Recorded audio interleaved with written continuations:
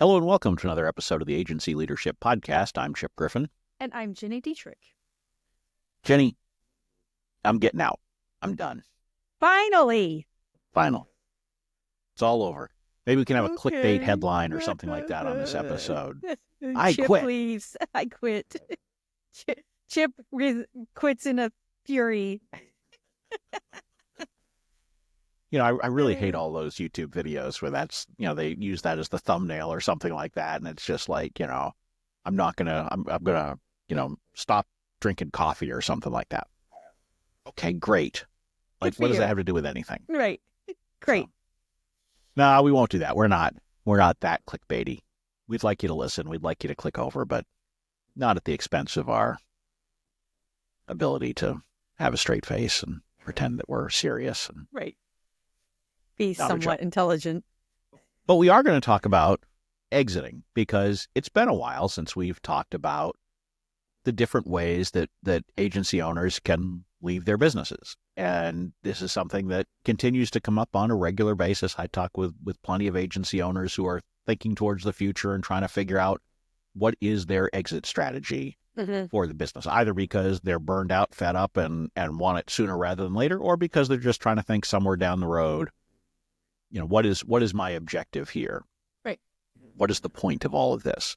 And so I think it is helpful for anyone who owns an agency to be giving at least some degree of thought to how they might want to exit the business someday, with the understanding that a lot of it is not really fully within your control. So you have to be flexible and adapt as things come up and as your life changes or as the business changes and that kind of stuff. But you should be thinking about the different ways that you can exit the business.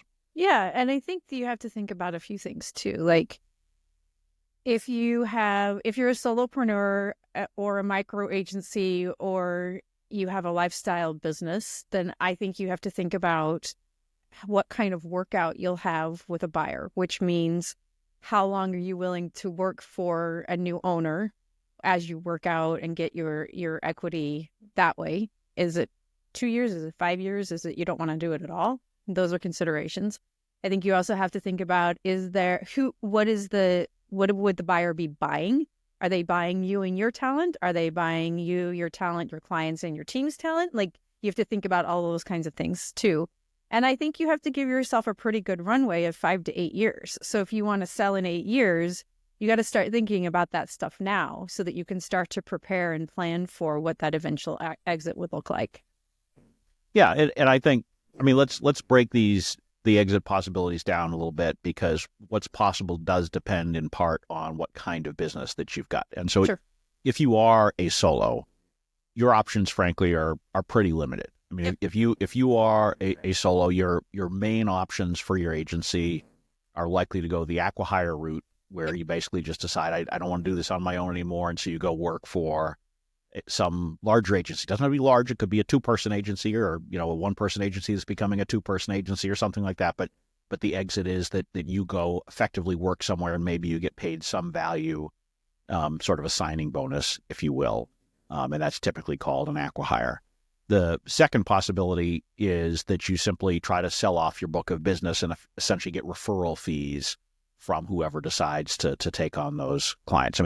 Those are pretty much your only options if you're a solo. You're not going to sell in a traditional way because you don't really have anything other than your talent and your client roster to sell. You haven't built, in all likelihood, any degree of appreciable intellectual property. You don't have a team that you put together. You don't have a whole system of business development or any of that kind of stuff. You've got a relatively narrow book of business. So you can still exit as a solo, and it doesn't have to be just shutting down the business, but those are your two likely routes. Yeah, and I think you have to think about, too, if that's the case, that you are going to work with / for someone else, I think one of the biggest risks in that is the clients that you service now may or may not want to go along. So it typically, if you're going to continue servicing them and they're just going to make their checks out to somebody, a new company, then typically that's okay. But if they're having to work with, your new business partner or their team, it's a little bit more risky. So I think you have to think about that from the perspective of, okay, in year one, this is what we're going to do. I'm going to sell my business or do an acqui-hire.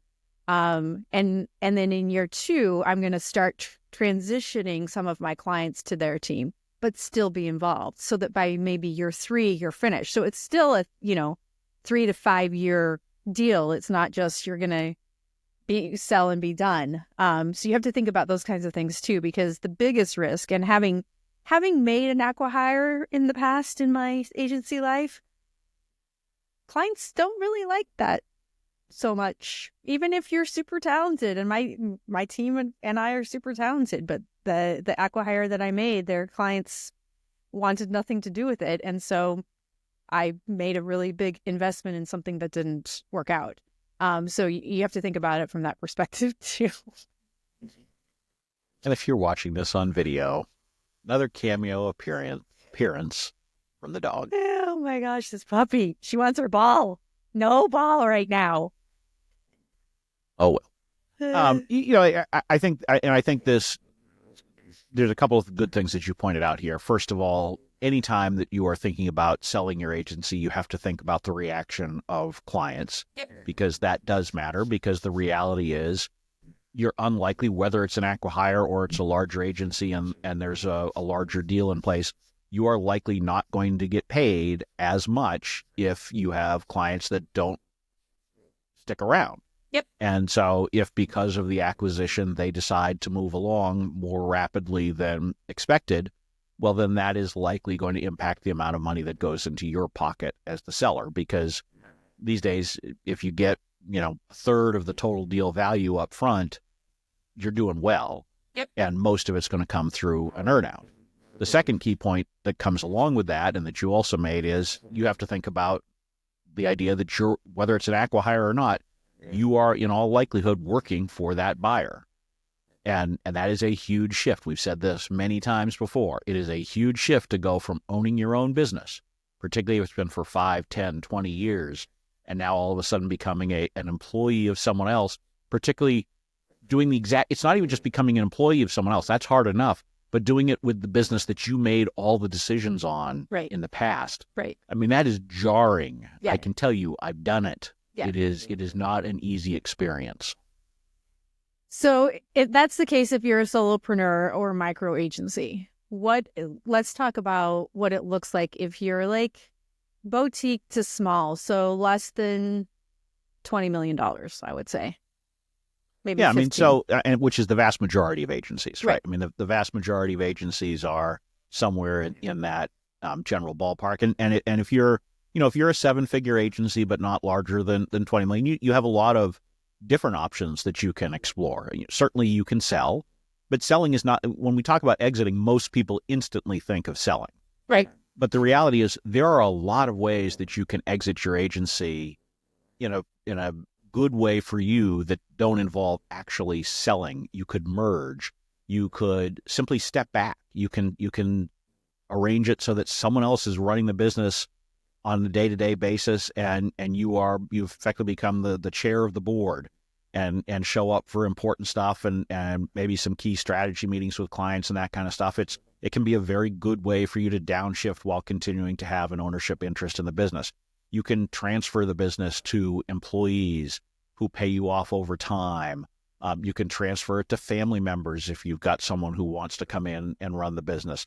There's a lot of different things that you can do along the way to exit that don't involve having to go through a formal sale. And the larger you are, the more options you have. Yeah, absolutely. I really like the ESOP, the employee stock one, because No. Yes, I love it. ESOPs are awful. They're not. No, they're not. Awful. They give your employees ownership. They give them an ability to you're just shaking your head at me.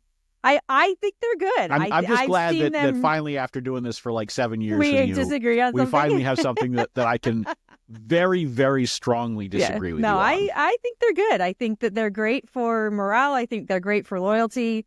And I think they give you an opportunity to your point, to let the employees pay you off over time so that you can still stay involved, but you're not doing all the day-to-day management.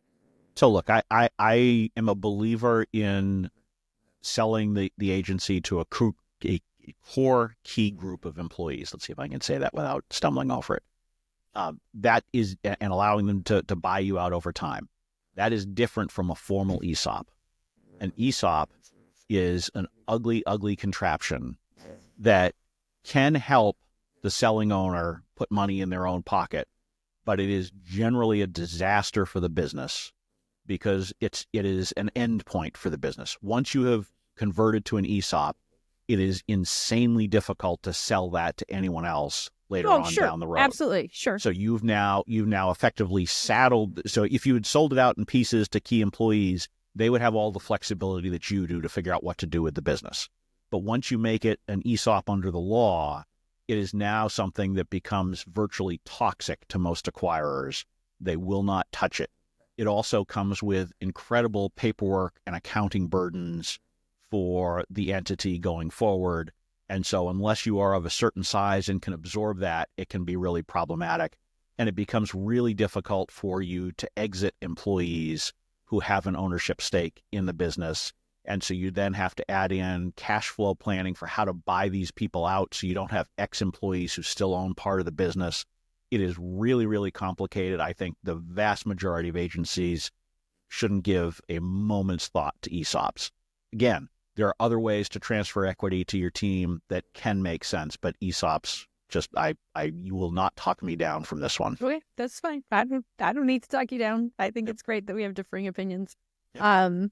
One of the things that, I serve on boards of businesses, and one of the things that I've seen work incredibly well is in selling, when the owner goes to sell, is building a leadership team around the owner that allows the buyer to say, okay, this business can survive without the owner, and we have proof. So I was on the board of an organization that sold in 2019. I mean, it was December of 2019. His timing was perfect.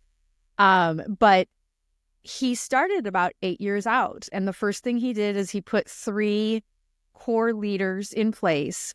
And then he spent several years with those core leaders, training, coaching, mentoring, making sure that they could run their different parts of the business. And then about 3 years out, so 2016-ish, he hired a president and then spent 3 years with him, like ensuring that he was the one that the clients called, that he was the one setting the strategy.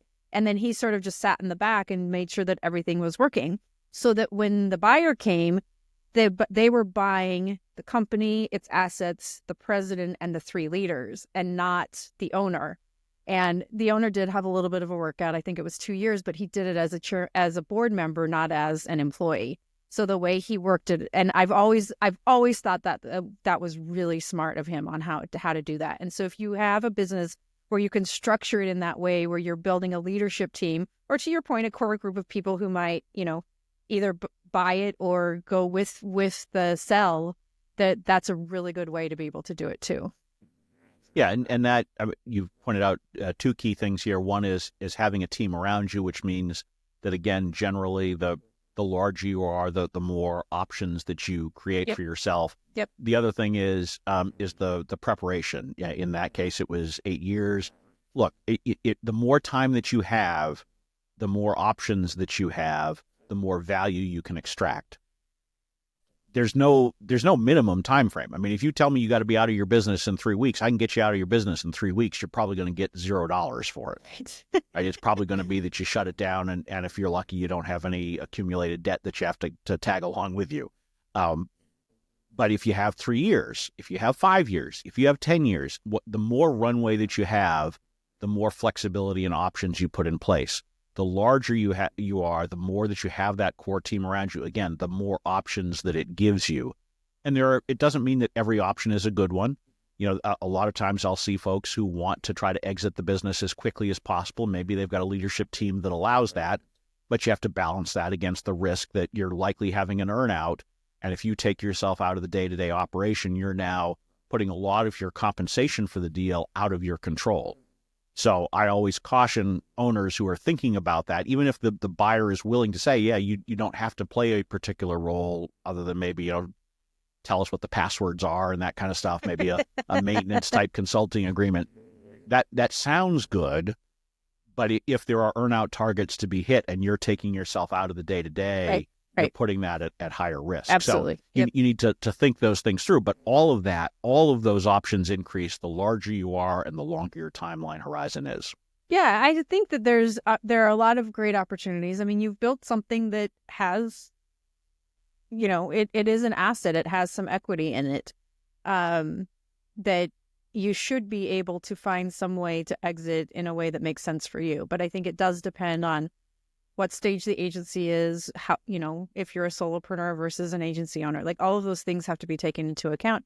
And also from a lifestyle perspective, what is it that you want to be able to do? Is it, I have a really good friend who's selling her business, and she said to me, it's not FU money, but it's a nice little nest egg. So, is a nice little nest egg enough?